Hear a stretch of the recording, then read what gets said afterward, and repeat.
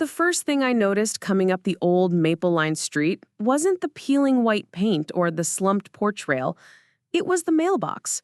The brass numbers that my dad once polished with lemon oil had been pried off and replaced with stick-on black digits, crooked, already cracking at the edges, like someone had pressed them on with the thumb and walked away. They said 118 instead of 113 because the 1 and the 3 were reversed, and there was a second crooked one jammed beside them as a fix. That was not how my father did anything. I pulled to the curb and turned off the engine. The neighborhood smelled like the Ohio summer I grew up inside. Wet grass, distant charcoal, someone's dryer vent coughing out warm cotton. Our house, my house if you asked my bones, sat under the sloping shade of the maple that had ferried me into and out of childhood, first with rope swings, then with prayer. The wind carried the papery clatter of sycamore leaves from next door, and somewhere down the block a screen door slapped.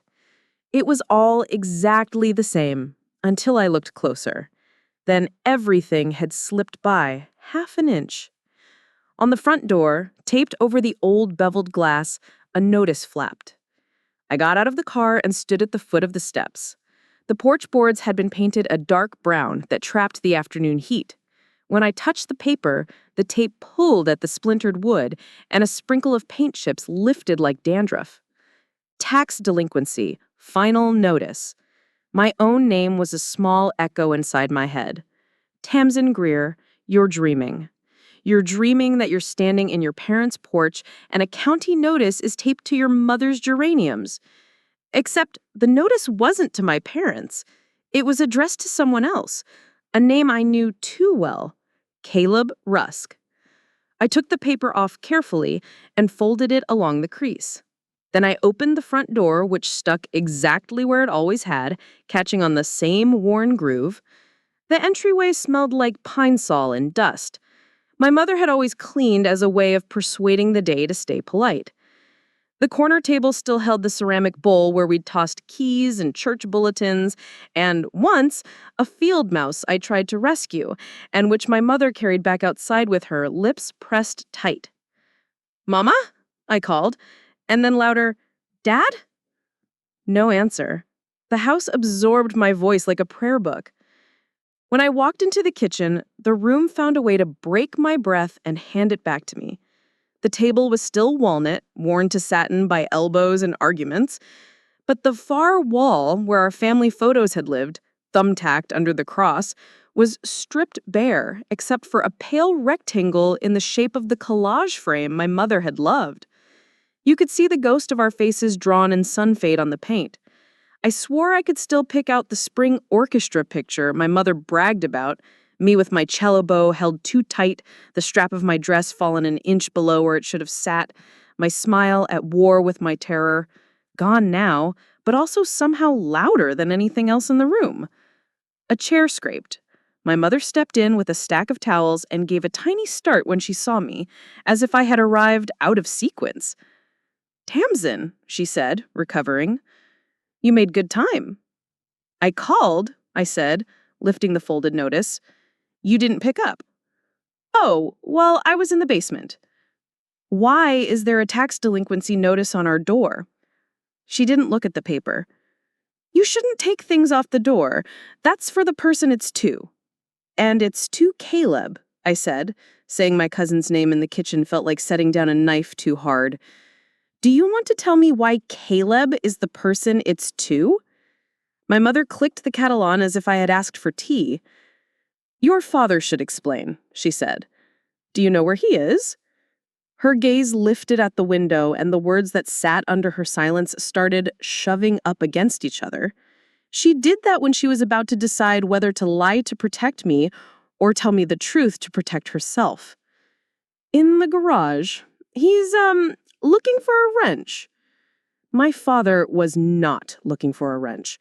My father always knew where his tools were and what they were called, and why you needed to start with the half-inch socket before you even looked at the 9/16. I set the notice on the table, smooth and all the way unfolded, and waited for the kettle to think its way to boiling. When the whistle rose like a cranky bird, my mother turned the flame down without lifting the pot. She had to put her hand on the counter to steady herself. "We put the house in Caleb's name," she said at last, and once she chose the truth, the rest of the words gathered speed as if relieved to be caught.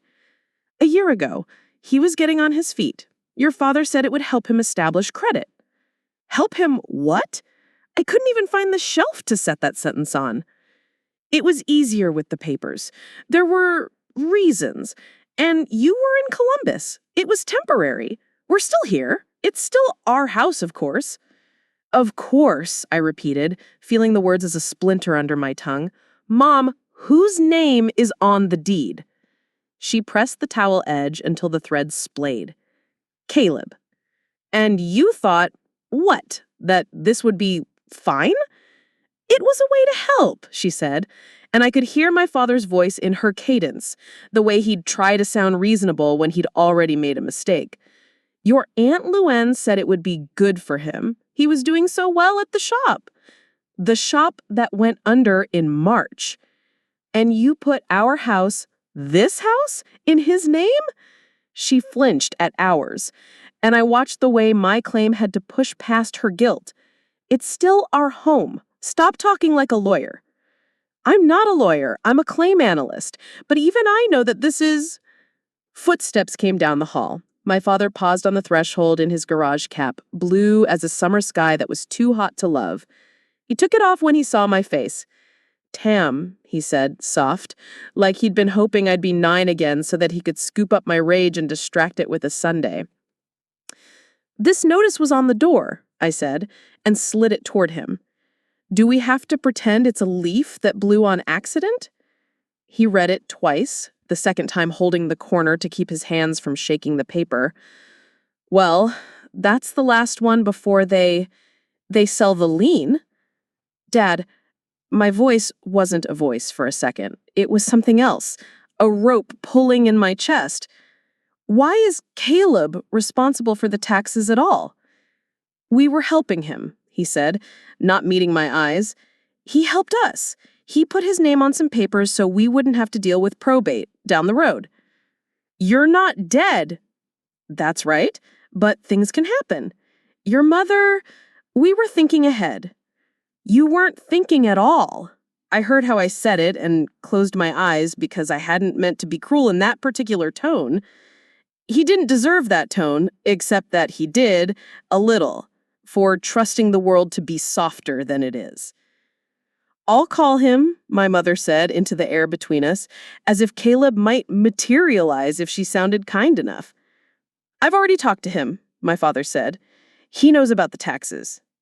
"And?" "He said he'll take care of it." "When? Before or after the auction?" He stared at a place just to the right of my shoulder, a trick he'd taught himself back when I had braces, and believed that if I didn't look people straight in the face, I could make the hard thing half real. "You can't understand until you have kids," he said finally, and the hurt of that was stupidly precise, being told that my worry didn't count because I hadn't paid the particular fee of motherhood. "I am your kid, and I understand the county treasury calendar." I didn't stay for dinner. If I stayed, we'd eat baked chicken and green beans, and we'd pretend that the smell of rosemary could make us a family again. I told my mother I'd swing by later and took the notice with me, folded and hot in my pocket, down the front steps that remembered the pattern of my feet. In my rental, I opened my laptop, and the county website loaded with a stubby list of tabs that had been designed in 2006 and never changed. Delinquent tax sales, lien certificates, redemption period. I clicked as if I was opening drawers where I might find a weapon I knew exactly how to use. It took me 15 minutes to confirm that the property had already gone to lien sale in June, which meant a private investor had paid the taxes and now held a certificate accruing interest. 12%, the county promised, like a dare. The lien hadn't been redeemed. It was still out there, turning interest like a slow screw. I clicked through to a PDF that should have been copy-pastable and wasn't. It was a scan of a scan, stamped and barely legible. Tri-County Capital LLC, Certificate 2024-113. I'm going to fix what you did, I said aloud in the quiet rental, and heard myself sound like my mother cutting the wick of a candle that had bloomed too fast. I wrote the number on the back of a grocery receipt and called the treasurer's office at 4:26 because I'd learned that people were their most honest 4 minutes before closing. A woman answered on the second ring with a voice as stacked and flat as paper. "Delinquent tax?" she said. "Hi, I'm calling about a lien certificate, 2024-113. Silence there that told me she was flipping something heavy. "Holder is Tri-County Capital," she said. "Delinquent principal is $3,615.02. Interest accrues monthly, plus fees. If I redeem it," I began, and then breathed in hard because the word had come out without me choosing it, like a thing that knew which door it belonged in. "The owner or an interested party can redeem," she said. "You have a recorded interest?" "My parents live in the property. Was our family home." "That isn't a recorded interest," she said, with boredom that said she had seen all varieties of heartbreak from this window, and none of them could ask her to work after 5. "You're open 8 to 5. Cashier's checks only." Then, softer, like a kindness she couldn't admit, "Do not wait." "I won't," I said, and hung up and pressed my fingers hard against my eyes until I saw the sparkles my mother called angels when I was little and too literal to laugh. I called Caleb next, because the only thing worse than collapsing into paralysis is listening to yourself collapse. He answered on the second ring. "Hey, cuz," he said, friendly as summer. In the background, some sports commentary was yelling. "Hi," I said. "I'm at the house. There was a notice on the door." "Yeah," he said. "I got one too. It's fine. I told Uncle Jim I'd take care of it." "When?" "Soon. I've got a deal I'm closing." "Caleb," I said, and found the part of my voice that could go still instead of loud. "The taxes are $3,615.02. Redemption has to be in cash equivalent, a cashier's check. You tell me a day, I'll drive you to the bank." He was quiet. Then, "You don't need to ride me. I'm handling it." "You put their home at risk." "It's my home," he said, and his voice did a little hop, as if the word had surprised even him. "Do you hear yourself?" I asked. "You don't even live there." "I'm updating it. I'm thinking of listing it. We can get top of market if we do some basic reno. I talked to a guy." I stood up without realizing it. The chair legs barked the tile. "You are not—" "Hey," he said, and there it was, the tilt into charm that had bought him cars and forgiveness. "I put my name on this to help them. You think I want to hurt them?" "Yes," I said, because I had decided to become the version of myself that was done dancing. "Wow," he said, his laugh thin. "You come home for one night and you're Judge Judy? I'll handle it. Chill." He hung up before I could decide whether to say I loved him. It would have been true and useless. The rental felt like a hotel room made out of my old trophies. I pulled up my bank app. I could cover the taxes. I could cover a lawyer's retainer. I could not cover both and still pay rent in Columbus next month. I closed the app, then I opened it again, then I closed it again because I knew exactly who I was and what I had to do. The next morning, the treasurer's office smelled like hand soap and impatience. The tile was the color of rainwater. Behind the glass, a woman named Hargrove, per the nameplate, wore glasses that magnified her gaze until I felt like a butterfly pinned to a pretty card. "You the one that called it close yesterday?" "Yes," I said. "I'm here about certificate 2024-113. I slid a copy of the notice and the parcel number across. It felt like putting my heart under a microscope and saying, "Go ahead, slice it thin." "You can't take your money without authorization from the titled owner," she said, and didn't even pretend to be apologetic. And not a text on a phone, a notarized authorization. "I know," I said. "I'll get it. And your cousin's ID and his form." A hand touched her shoulder and a man in a tie stepped in. He smiled in the way of people who have to sell the idea of government to the people it serves. "You can redeem by assignment," he said. "You purchase the lien from the certificate holder. Then the redemption is at our window. It's, more expensive," he added delicately, "but sometimes faster than chasing signatures." "Assignment," I repeated. "I can do that?" "Tri-County would have to agree," he said. "We have a form." He slid it under the glass.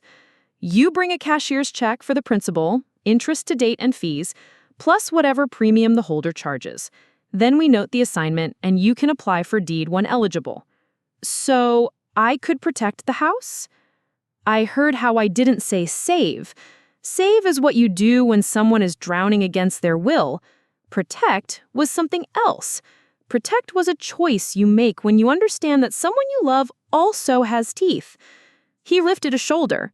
"You become the holder," he said. "The process is formal. If the owner redeems, you get paid interest. If not..." He didn't finish because we both could see the edge of that sentence. "Thank you," I said. "What's your name?" "Callahan," he said. With relief that I'd asked, I stepped away to a plastic chair that had been designed to make no one linger. I took a photo of the form and texted the image to my own phone so I'd have it twice. Then I called Tri-County Capital and listened to a menu that didn't believe I was a person. When I finally reached a human, he sounded like a man who had been told it was okay to be cruel because he was good at math. "We don't assign normally," he said. "We prefer to carry." "You're a private company," I said, and gentled my voice. "You prefer profit. I'm making you an offer that gets you your money now." There was the small sound of keys. "Which certificate?" 2024-113. "Rusk." He said, in a way that made my molars hurt. "Nice little parcel. House has good bones. That one's a hold. I'll pay principal, accrued interest, fees, plus 10%. He laughed. "You know how numbers work?"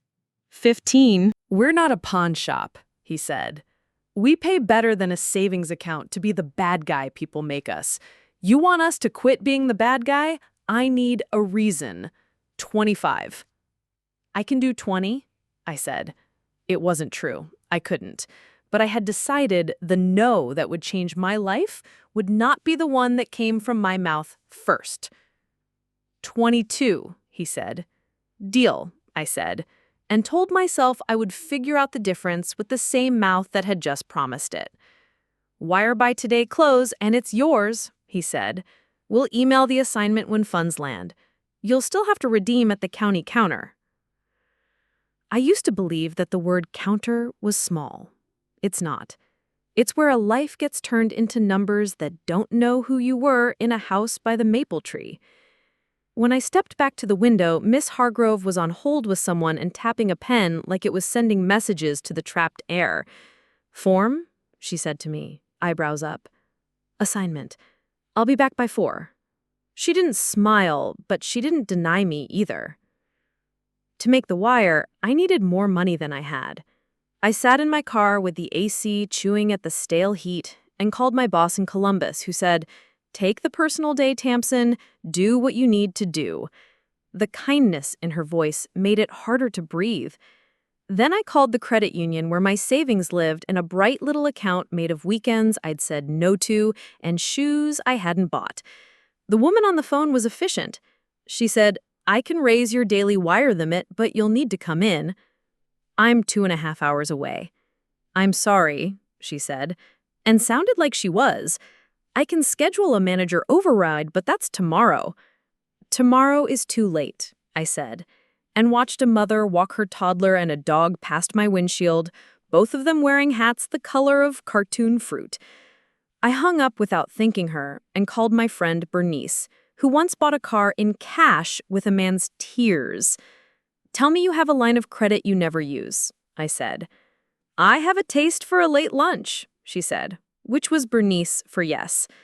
"Send me the numbers, I'll wire, you pay me back when you're queen of your castle." Also, I never liked Caleb. He flirted with that funeral home clerk at your grandma's service and then took 2 deviled egg with his fingers. Bernice, I said, and wanted to cry and couldn't. Thank you. Don't thank me, she said. Just get it done and stop apologizing for doing the thing no one else has the stomach for. Sometimes the right friend is a flame when the room is the wrong temperature. By 2, the wire was on its way. By 3, an email from Tri-County blinked into my inbox with a PDF that said, "Assignment," in a font that thought it was braver than it was. I printed the document at the library because my mother's printer was empty since Easter, and no one had bought ink because ink, like thin hope, is expensive and useless until you need it. In the parking lot, my cousin's truck slouched into a space across the row. He got out like he'd been poured instead of born. He wore a t-shirt from a roofing company that had closed years ago and a grin that had grown up with me and learned it could get things cheaper than cash. "Well, if it isn't Cousin Taxman," he said, and held his arms out like I was supposed to come inside them. "Don't call me that," I said. He lowered his arms. "We family or not?" "We are, which is why I'm not going to say what I'm thinking." He followed my gaze to the papers in my hand. He was smart enough to see a threat without being able to name it. "He doing something?" he asked, a small crack of suspicion opening under the drawl. "Yes," I said. "What you said you would."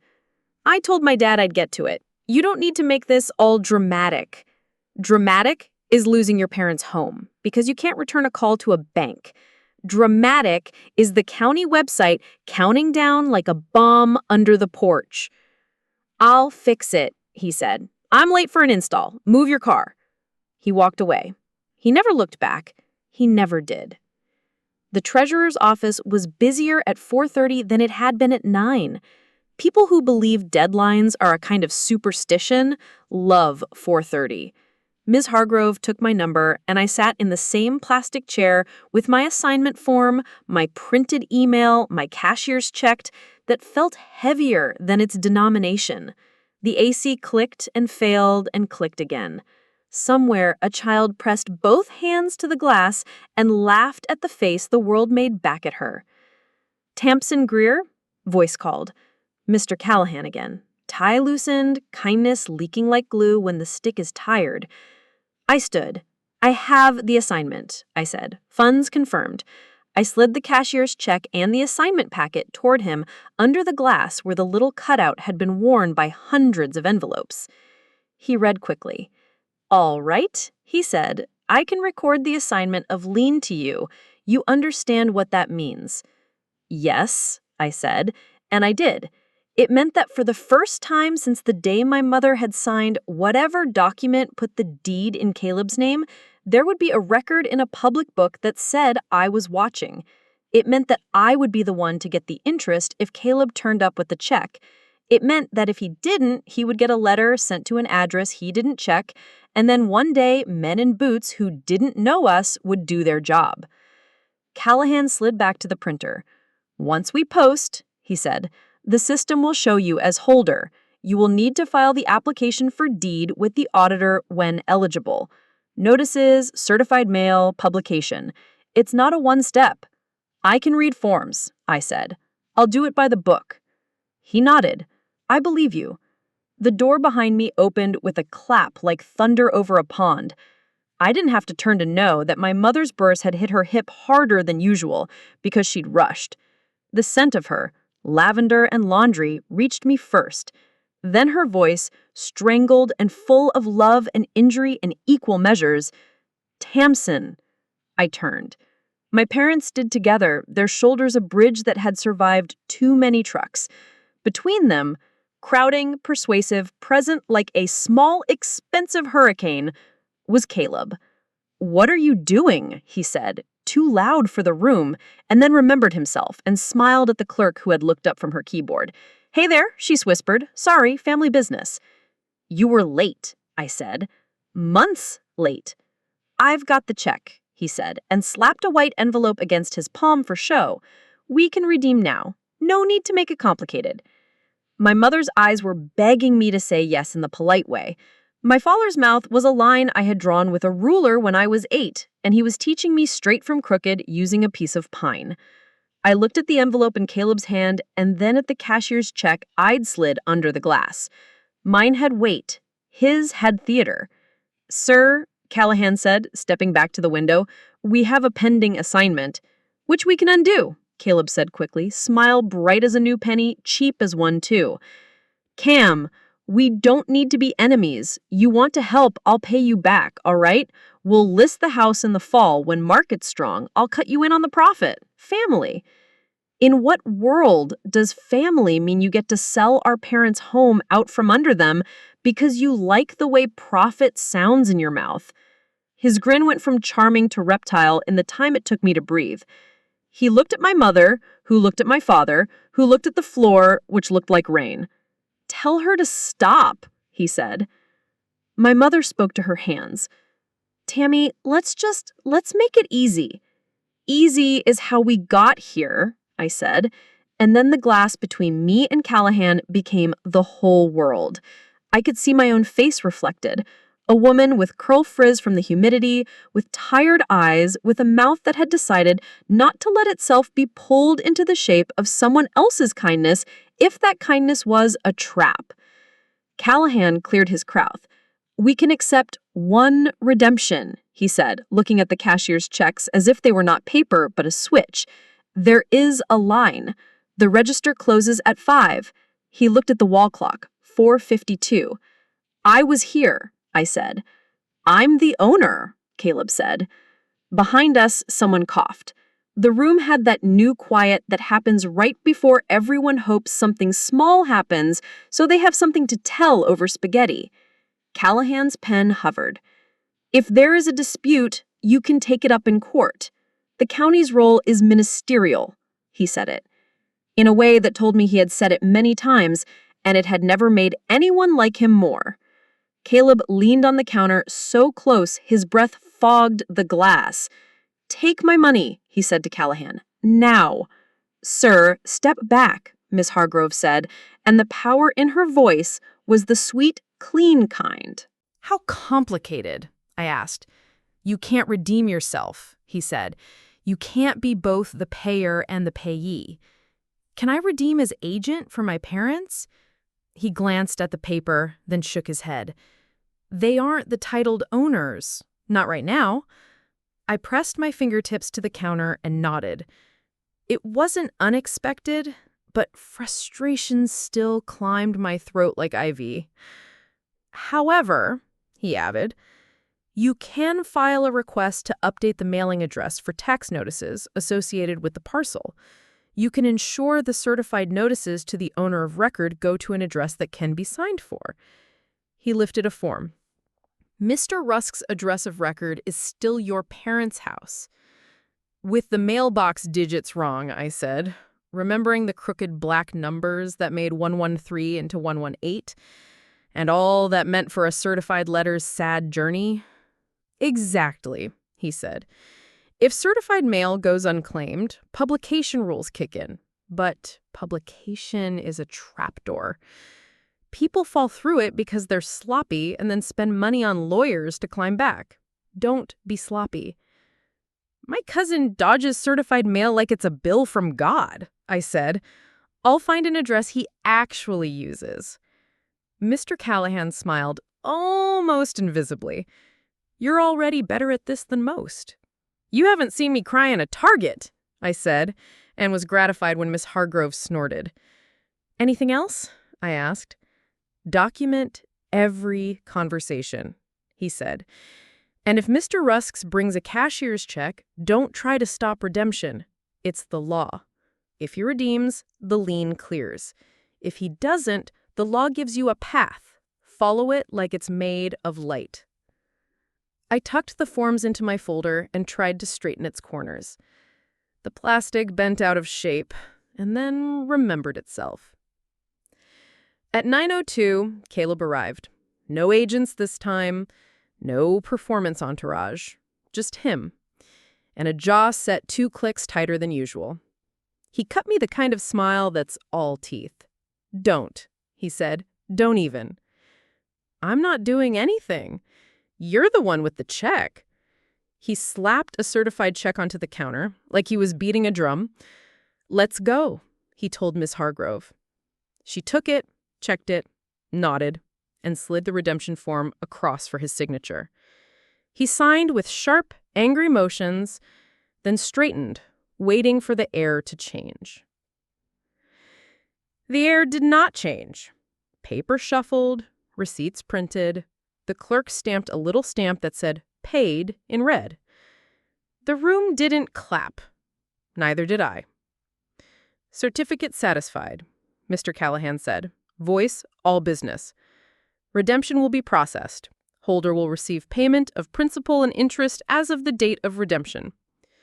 He turned to me, eyes gleaming with something unpretty. "Happy?"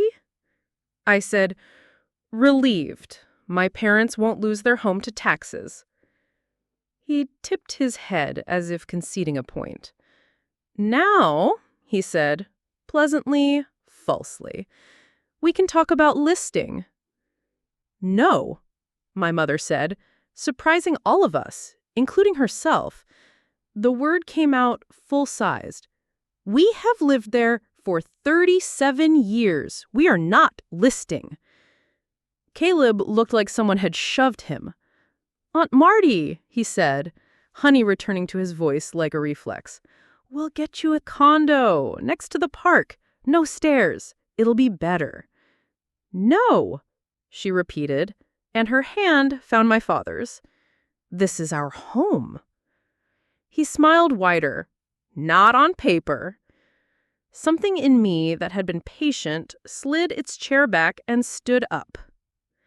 "On paper, what's about to happen is this. I'm going to the auditor's office to file a change of address for tax notices.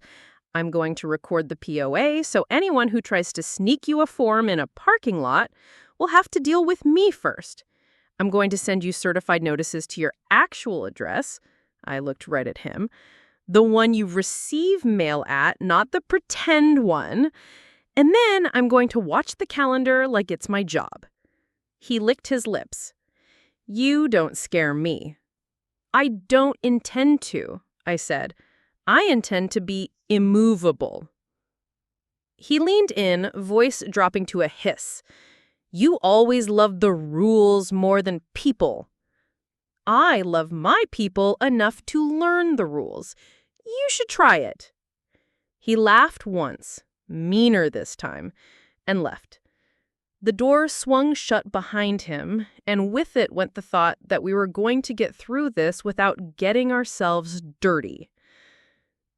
The auditor's office had a different temperature. Colder. The man at the front desk wore the neutral expression of someone who had seen every flavor of frenzy and didn't let any of them stick to him. I filed the change of address.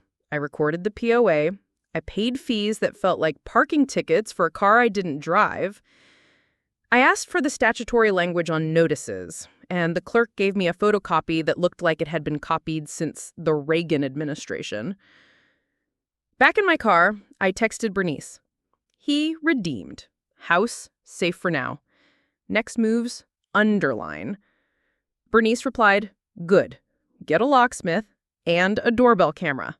I'm not joking." I wasn't either. I drove to the hardware store on Broadway and bought a deadbolt kit, a new mailbox, and numbers the size of a hand. I asked the clerk to show me the most obnoxious certified mail-proof version of a mailbox that still looked like it belonged on our street. He gave me one with a heavy door that snapped shut like a promise. At the house, my father brought me lemonade in the blue plastic cup I'd used when I was 10. I set the new numbers straight on the mailbox, peeled the backer one by one, and pressed them down with a deliberateness that felt ceremonial. 1, 1, 1. The metal rasped under my thumb. "There," I said, and the word felt like a brick settling into mortar. Mrs. Olmsted from 2 doors down ambled over, her visor tilted, her small white dog dancing at the end of a leash. "New numbers?" she asked, peering. "Apparently we were 118 for a while," I said. She clicked her tongue. That's no wonder my grandson's birthday invitation came back. She squinted at me. You're Jim and Marty's girl. Guilty, I said. You look like your grandmother around the eyes, she said, and patted my arm, like she was affixing a blessing. She didn't let men run her over in the crosswalk neither. I'm trying not to, I said, and looked at the house until my vision warmed. We did small, solid things. Installed the deadbolt, made copies of the POA for a folder in the hall closet, put the certified mail green cards in a ceramic dish by the door, so each return receipt felt like a bead on a rosary we could count together. I wrote a letter to Caleb, certified, return receipt requested, with the new address and the statutory language that would make his lawyer, if he found one, recognize me as both a problem and a person not to underestimate. I copied Mr. Callahan and the auditor. I emailed Fulton Realty and told them there was no authorization from the titled owner to list, and that any attempt to trespass for photos would be reported. I CC'd their managing broker. I used the kind of crisp that is more effective than caps lock. At dusk, the doorbell rang. I opened it to find Caleb on the porch with Aunt Luann, both of them wearing their reasonable faces. That was worse than their mean ones. Good evening, Aunt Luann said, her voice set to hospitality. We thought we'd drop by, talk like family. My mother came from the kitchen with a dish towel in her hands, the instinct to offer iced tea fighting with the instinct to bar the door. Luann, she said, cautious, loving, because that's who she is. We don't need to fight, my aunt said, stepping in as if the house had invited her. We all want the same thing, security, comfort, for Jim and Marty to be in somewhere safe. We are somewhere safe, my father said, which was true in the way facts are true even when they don't feel like it. My mother's lips parted. 60 days sounded like a vacation. It also sounded like a countdown. No, I said. Tamsin, Aunt Luann murmured, like my name was a warning label. Honey, you're making this combative. I'm making this clear, I said. There is a process. If Caleb wants to sell, he can, but he will serve notices properly. He will not trick or hurry or confuse. He will not bring strangers into my parents' home without their consent. And if he tries, I will be there. You think paper is going to save you, Caleb said, disgust curling the word paper into trash. Paper is how you put our parents in this position, I replied. Paper is how I'm getting them out of it. Enough, my mother said, surprising all of us again. Not tonight. She looked at her sister. Luann, we love you, but you need to go home. Caleb, we love you, but you need to go home too. Aunt Luann's face pinched, then smoothed. We'll talk again, she said, which was more threat than promise. Caleb limbered on the porch after she went down the steps. He looked at the new mailbox numbers and made a face like they personally insulted him. You're not going to win, he said. I'm not playing, I answered, and closed the door. Some battles are made of shouting. Ours became made of calendars. I set reminders for statutory deadlines I could recite in my sleep by the end of the week. I saved every receipt like a squirrel saves winter. I went to the library to print out templates the law pretended were intuitive. I sat with my mother and wrote down the names of everyone who had ever lived in the house, just in case a form wanted a ghost I hadn't planned for. Stuff kept happening in the way that life insists on making sure you don't think you can handle only one thing. The washing machine groaned and quit, and then, after my father poked it with a wrench in the way of men who believe in resurrection, hummed back like a cat who had forgiven us. The maple tree shed a limb in a thunderstorm, and I stood under the eaves while rain pounded the driveway and thought, if you fall, we will simply move out from under you and be fine. Then, one morning, a thin man in a polo with an ID lanyard showed up on the porch. Morning, he said. I'm with Fulton Realty. We have a scheduled interior shoot. No, you don't, I said. He held out a sheet of paper as if paper had never lied. Signed by the owner. I read the sheet. It was a right of entry for marketing photography, signed with a signature that belonged to Caleb's hand and not to any version of a reason. There was a line beside it labeled Tenant blank. This is a private home. There is no consent for entry. He tilted his head. Ma'am, will be 5 minutes. I will call the police, I said calmly, and then your managing broker. He hesitated. The way men do when they meet a promise they don't want to test. We'll reschedule, he said, and retreated to his car like a shadow, deciding to be considerate. I called the managing broker anyway. She listened, and in the silence after I finished, I heard a keyboard and a woman deciding to put her spine. Thank you for telling me, she said. We're suspending any activity until we receive written consent from the occupants. We won't enter the property. I'll speak with Mr. Rusk. Please also note that any future attempt to enter without consent will be treated as trespass, and I will file a complaint with the state licensing board. Understood, she said, and I believed her. I hung up and leaned my head against the door. That was civil, my mother said from the hallway. Some rooms require it. Other rooms require teeth. Which will this be? She asked. Both, I said, probably in the same hour.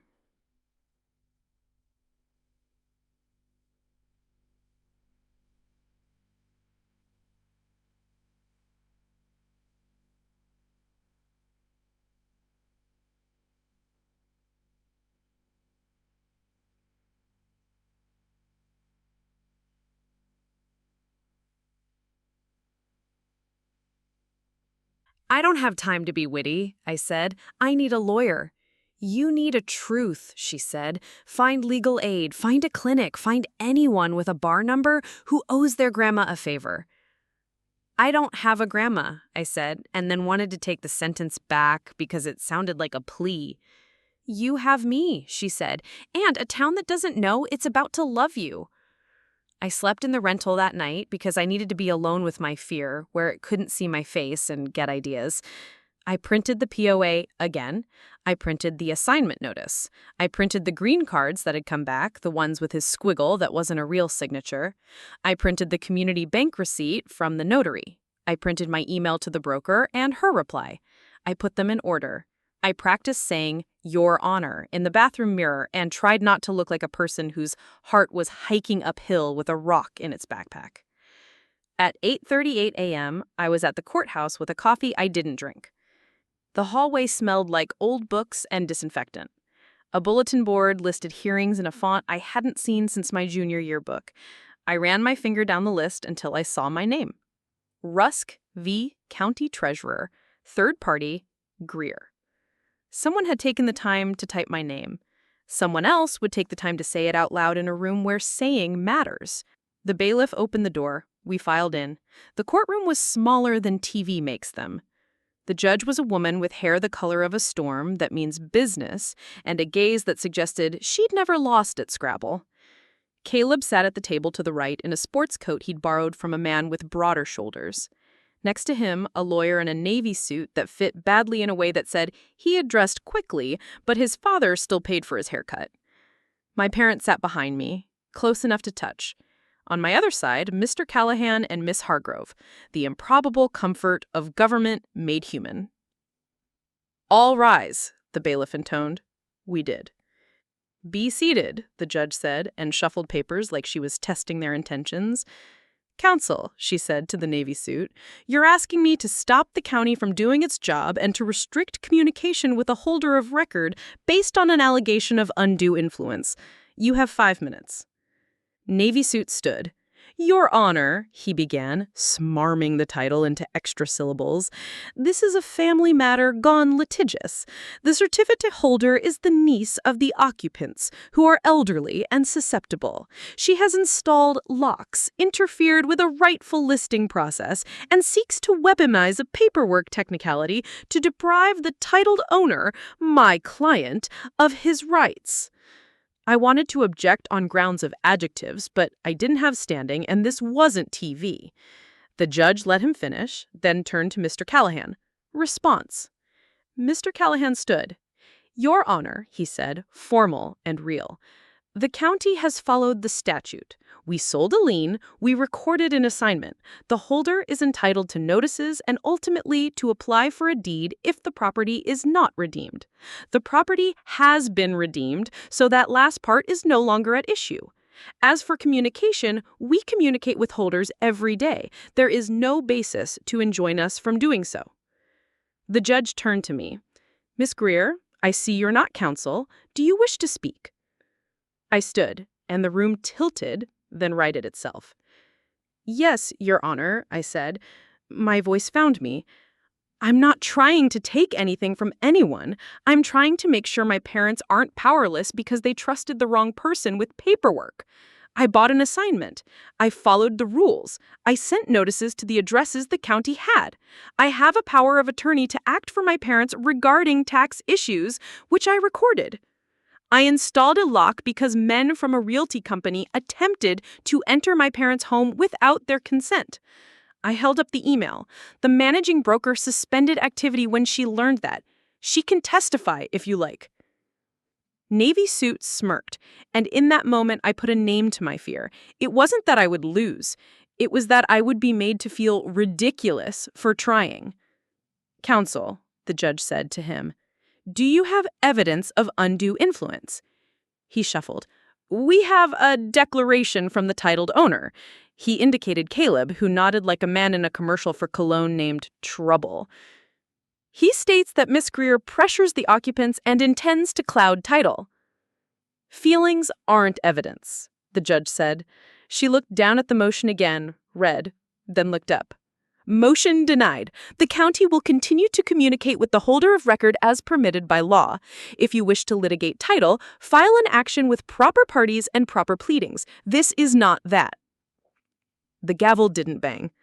TV lies about that too. What happened was quieter and more absolute. The judge moved the motion to the bottom of the stack and called the next case. The bailiff's voice filled the room with other people's troubles. We filed out into the hallway. Caleb's face was red and flat. He moved toward me, and for the first time, I saw the thing under the charm without its makeup. You think you won something? He said, low. You want a delay. That's it. The deed is mine. The LLC is mine. The house is mine. My parents' lives are theirs. That's what I'm winning. He laughed once, a sound that wanted to be creel and landed on pathetic. I have other moves. I know, I said. So do I. He leaned in so close I could see the grain of stubble on his cheek and whispered, Paper cuts, Tam. Death by paper cuts. I didn't step back. I brought Band-Aids, I whispered back. He peeled away, furious at the lack of drama. Aunt Luann appeared from a bench where she'd been sitting as if she were in a different story, and put her hand on his arm. He shook it off, so roughly that I saw the future. Mr. Callahan touched my elbow. You did well, he said. You presented facts. Judges like facts. Will you get in trouble for calling me? I asked. No, he said, and smiled, the first smile I'd seen from him that reached his eyes. I like my job. My job is to make the book mean what it says. My parents hugged me in the hallway, awkward and perfect. My mother's perfume smelled like somebody who'd had a life before I existed. My father whispered, proud of you, into my hair, and for a second, I was 10 years old and had just hit a double in a softball game that didn't matter and mattered more than anything. When we stepped outside, the day was glaring and new. My phone buzzed again. A number I didn't recognize. I answered because at this point, unknown numbers were just plot devices wearing hats. A man's voice. Miss Greer. You don't know me. My name is Harold Keene. I'm an attorney. We represent Tri-County Capital. I stopped at the bottom of the courthouse steps. Okay, I said carefully. We've been informed that the redemption was processed yesterday, which means we will be issuing a refund of the assignment premium you paid to us minus costs. I read my assignment. It was non-refundable. Under normal circumstances, he said smoothly, but the partners made a decision. They don't like complications. They'd like to be out of this file. They will wire your funds back plus a courtesy credit. There is a condition. My pulse began to do a fast, complicated thing that had nothing to do with affection. What condition? You sign a mutual non-disparagement and a release of any claim against Tri-County, present or future. A pause. And you drop any pending application with the auditor for a tax deed. I don't have a pending application. I can't apply for months. Then this should be easy. The money is significant. 22% was generous. You'll get it back. I looked across the parking lot at my parents getting into their car, my mother buckling her seatbelt with the intensity of a person who has learned the hard way how thin protection can be. I looked up at the courthouse brick, at the windows that had watched 100 other families learn things about themselves in public. I thought about what people do when they are tired and there's a pile of money set in front of them with a note that says, "All you have to do is quit." I closed my eyes. I saw the mailbox like a heartbeat. I opened my eyes. I clicked reply. I typed 3 sentences. I read them twice. Then I hit send. The phone rang less than a minute later. Same number. Harold Keene. Miss Greer, you are sure? Real. The word hung there, then seemed to fold itself into the tick of the hallway clock, the scrape of my father's chair, the small bird sounds of my mother's fingers worrying the hem of her apron. I shut the door and held up the 30-day notice. "We're not moving," I said. My mother nodded too quickly, like agreement could be a shield. My father stared at the bottom of the page, at the bold letters that wanted to be fate. "What do we do?" he asked. "We breathe," I said. "Then we answer." I set the notice on the table and took a photo. Then I took another because the first one had my reflection in the glass, and I looked like a person I didn't want to be, cornered. I opened my laptop. The house settled around us like a big animal that had decided to lie down exactly where it was and dare the world to move it. "Eviction isn't a letter," I said, more to the table than to anyone.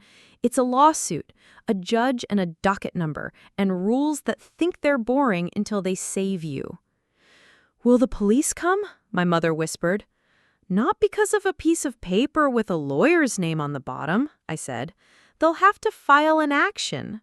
And when they do, we'll be there with our own paper."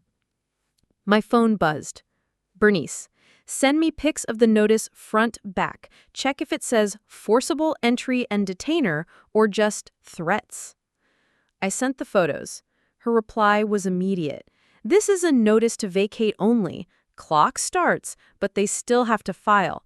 We're going to love discovery." I breathed. Then I dialed a number I'd found 2 nights before at 1:23 a.m. when sleep had become a hobby for other people. Greater Ohio Legal Aid Housing. A receptionist with a voice like a firm hand directed me to an intake attorney. I explained everything, slowly, carefully, because I had learned that in rooms like this, speed is the enemy of truth. The intake attorney listened, asked 3 precise questions, then said, "Can you be here tomorrow at 11? "Yes," I said. "We'll be there." I hung up and turned to my parents. "We have help," I said. "Real help." My father nodded, his eyes bright with the relief of a man who had been holding a beam up with his shoulder and just felt another set of hands take some of the weight.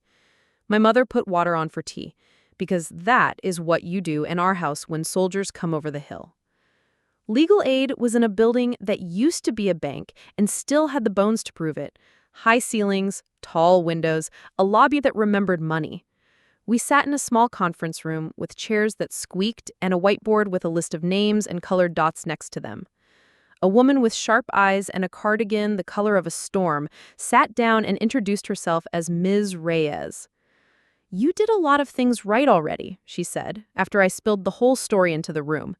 "You documented, you recorded the POA, you got the county to correct addresses, but now we're in a different arena. Landlord-tenant, and, possibly, elder law." "We're not tenants," my mother said quickly, alarmed, as if the word could evict her on its own. "I know," Miss Reyes said gently, "but the LLC will try to claim you are month-to-month at will. Tenants without a lease, Because the deed changed and you're still here. Ohio law doesn't make you a tenant just because someone would like you to push you through that door. But if they file a forcible entry and detainer action, we will treat it like what it is, a grab. We'll assert defenses. We'll file counterclaims if they violated the law. And, she added, sliding a file toward me, we will look very closely at the deed to your cousin. We signed it, my father said, shame finally finding him. And we will look very closely at how, Miss Reyes said, not unkindly. People are allowed to make mistakes. The law recognizes some of them as mistakes and some of them as fraud. My job is to figure out which of these we have. She flipped open the file. Do you have a copy? The recorder emailed me a scan. I pulled up my inbox. The image loaded. My parents' signatures, the notary's seal, the date. A year ago last Thursday. The notary's printed name rose off the page like a dare. Miss Reyes zoomed in on the seal. She frowned. This commission number looks odd, she murmured. Mind if I check it? She stepped out. We sat. I watched a spider crawl along the window frame like it had a job to do and preferred not to be watched. Miss Reyes returned with a printout and a look I was learning to trust. The notary's commission expired 9 days before this deed was signed. This doesn't automatically void the deed in Ohio, but it makes it voidable and subject to challenge. It also suggests sloppiness at best. At worst, an intent to get something done fast without anyone looking too hard. My mother's hand went to her heart. We didn't know, she whispered. Of course you didn't. People count on that. She turned to me. I'm going to do 3 things now. First, file an appearance in any eviction action and demand strict compliance with all notice requirements. Second, draft a complaint for declaratory judgment and quiet title, asserting undue influence, lack of consideration, and defective notarization with a request for a temporary restraining order to preserve the status quo. Third, I want to involve our elder law clinic. Your parents are vulnerable under the statute, not because they are weak, but because the law recognizes that trust can be exploited.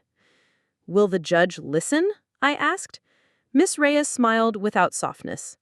Judges listen to facts and clean procedures. You have both. She slid a page toward my parents, explained each line in plain words, and watched them sign. Her witness signature made the paper heavier in my hands. Now, she said, go home. Expect a process server within a week. Do not be afraid of him. He is an envelope in shoes. When he comes, take the papers and bring them to me. And if anyone shows up without a badge or a bench warrant, you do not open the door. We're not fighters, my mother said, trying to make it a weakness and failing because it wasn't. You hired one, Ms. Reyes said, and stood, her chair squeaking its small amen. The process server came on a Tuesday afternoon with the flustered energy of a man who had hurried across town for something he did not personally care about. He handed me a stack of papers clipped together with a bulldog clip large enough to have opinions. Forcible entry and detainer, the caption read, in a font that was very sure of itself. Plaintiff, Rusk Family Ventures, LLC. Defendants, James Greer and Martha Greer, and all other occupants. The complaint read like a story written by a person who disliked characters. Defendants are in unlawful possession, it said. Defendants are tenants at sufferance. It used premises a lot, as if that could shame us into becoming tenants. I emailed scans to Miss Reyes. Her reply came back in 10 minutes. Good, we're on. Hearing in 13 days. I'll file answer/counterclaims by Friday. Also, send me any texts or letters from Caleb or Aunt. I compiled everything in a neat little bundle with tabs like a teacher's pet who had finally earned the right to be exactly that. Then I made dinner because people do. The next morning, a courier delivered a different flavor of paper to our door.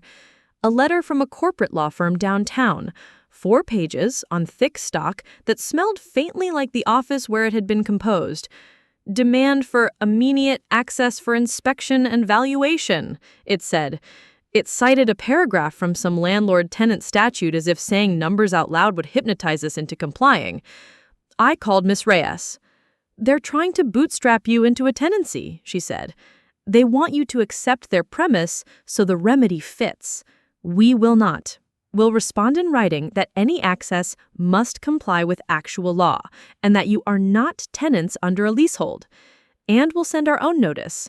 Do not harass, do not trespass, do not attempt self-help." "What's self-help?" my father asked. "Changing locks, turning off utilities, removing doors from hinges? The law hates self-help. Judges hate it more." He nodded, looking like a man who had just realized that sometimes the law loves you back if you show up right. We made coffee and calendars. We vacuumed because we were nervous. My mother baked because she needed to make something that transformed under her hands. On the 5th day, a man in a polo shirt and a smirk came up the walkway with a camera. I met him at the porch. "Who are you?" I asked. "Appraiser," he said, as if that were a passport to everyone's living room. "Scheduled with whom?" "The owner, Rusk Family Ventures." He tried to step around me as if I were a plant. "No entry today," I said. "You don't have consent." He gave me the look men reserve for women who had read the manual. "You'll be hearing from our attorney," he said. "I look forward to it," I said, and closed the door so gently it felt like an art form. I emailed Miss Reyes. Her reply came back in a single line. "You're doing great. Keep the temperature low." I tried. Then Caleb raised it.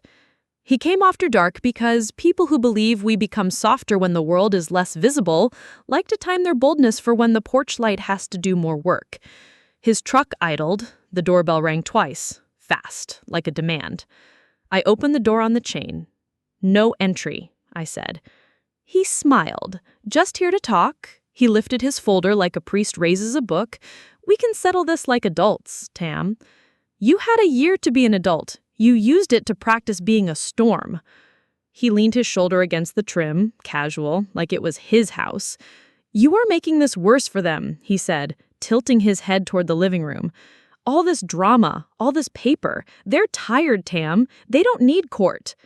"You're right. They need safety. That's what I'm buying them with paper." "Sell me the story then. What's the end game? You can't get a tax deed now." He smiled, almost kindly.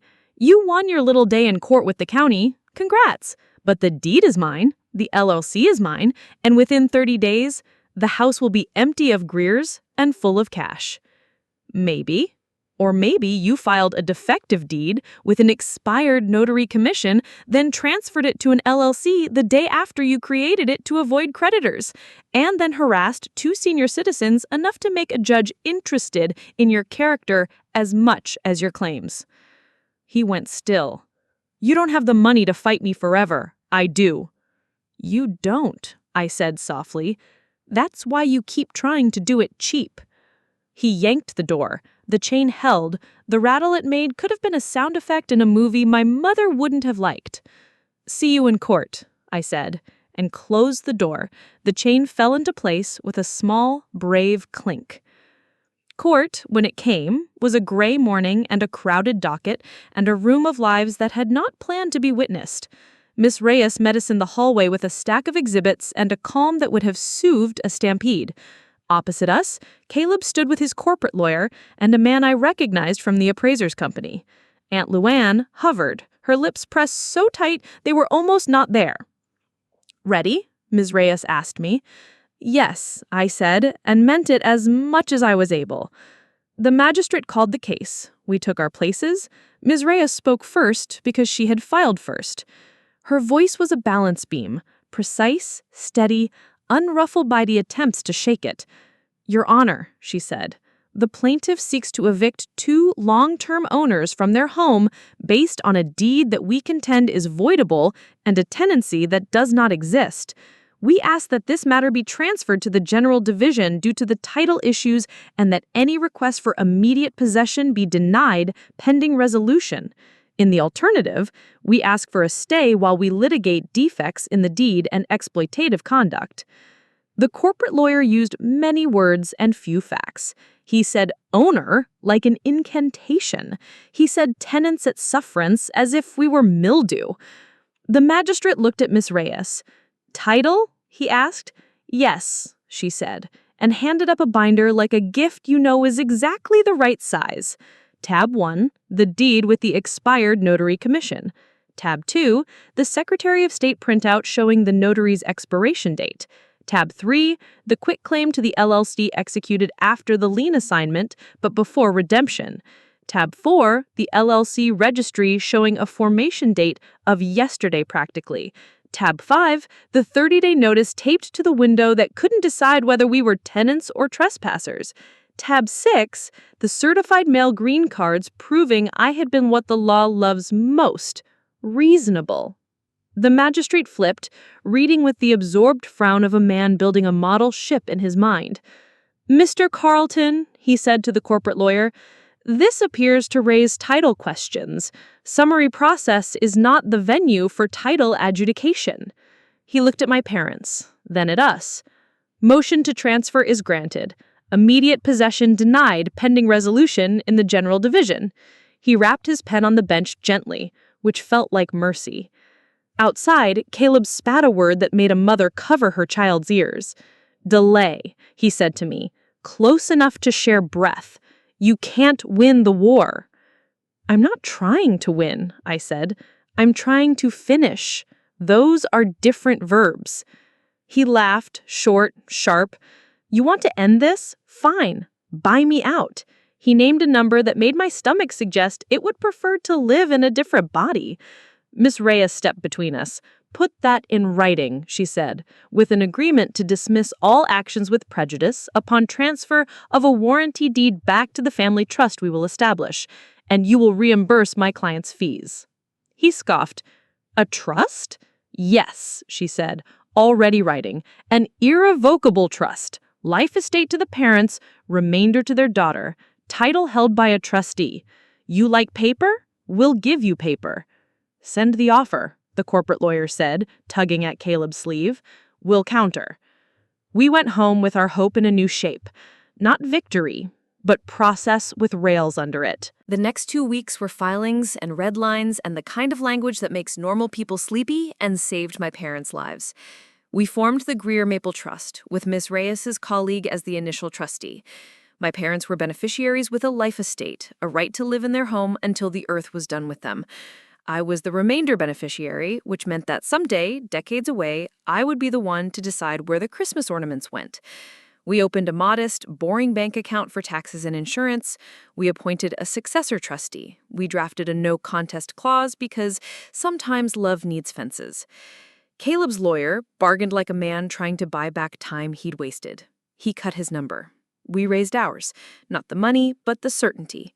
A general warranty deed, a release of all claims, a covenant not to list or convey anything related to the property again, a stipulation that any violation would trigger liquidated damages that made his eyes narrow. What about the LLC? My father asked one night at the table while my mother measured flour for a pie she swore she wasn't nervous baking. We can keep their shell, I said. It just won't have our bones in it. He smiled then, small and private. The day the settlement conference came, we dressed like the version of ourselves we wanted the agreements to remember. Miss Reyes walked us through each paragraph again, as if repetition could turn ink into steel. When she finished, she looked at me. Last chance, she said. Do you want the deed in your name or the trust's? The trust, I said. I don't want a triumph. I want a structure. We met in a room with a carpet that had seen more bad deals than good and tried to stand very still in case the ghosts noticed. The mediator, a retired judge with a face like a baked potato and the voice of a man who had learned the hard way where kindness belonged, went back and forth between rooms. Hours passed like dogs at a window.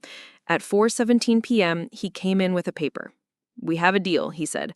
Warranty deed from Rusk Family Ventures, LLC to the Greer Maple Trust.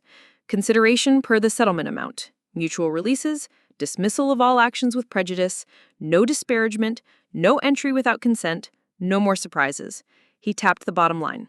Sign here and here. My parents signed, their hands steady. Miss Reyes signed as witness. The corporate lawyer signed for the LLC, his expression the careful blank of a man making sure this was nobody's fault. Then the mediator nodded to me. Trustee signature, he said. I picked up the pen. For a second, the room thinned, and I could hear the river wind and the maple leaves, like I had when I was 9 and believed trees knew things about the future that they told only to children. I signed. We walked to the recorder's office as the sky considered rain and decided to wait. The clerk took the deed, stamped it, thunk, and slid it back into a manila folder with the ease of a person who did not know she had just caught a life and set it down where it belonged. "Congratulations," she said politely, like we'd gotten engaged. Outside, my mother cried the particular tears of someone who feels safe for a long time. My father put his arm around her and kissed her temple. I watched Caleb from across the street, where he stood with his lawyer on the courthouse steps. He lifted his chin as if there were a scoreboard somewhere. I lifted my hand, palm out, not in greeting, just a boundary you can see. Miss Reyes hugged me, quick and warm. She said, "You did this." I said back, "You did this." My mother corrected, and because she was right, we all laughed.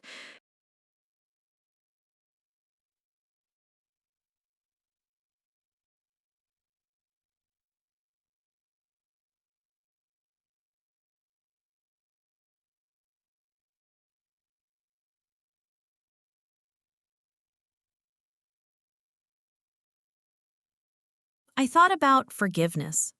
Not the kind that lets someone back inside to rearrange your furniture, the kind that lets you set down the weight of what they did and what you had to do because of it. I would get there. With work. With time.